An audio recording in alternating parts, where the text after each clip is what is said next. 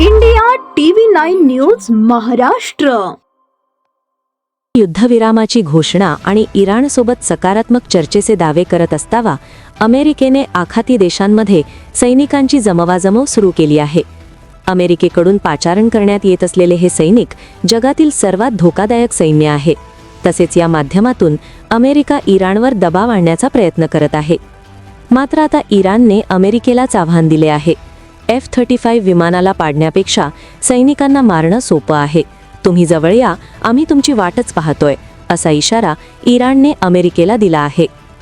अमेरिकेकडून आखाती देशांमध्ये हजारो सैनिकांना तैनात करण्याची तयारी सुरू आहे. त्यावर प्रतिक्रिया देताना इस्लामिक रेव्होल्युशनरी गार्ड कॉर्प्सचे वरिष्ठ अधिकारी अली अकबर अहमदियान यांनी थेट अमेरिकेला आव्हान दिले आहे.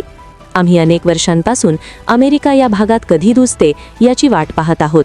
20 वर्षांपासून त्या रणनीतीनुसार प्रशिक्षण घेत आहोत. आता आमच्या जवळ या, हाच आमचा अमेरिकन सैनिकांसाठी संदेश आहे, असा इशारा त्यांनी दिला आहे.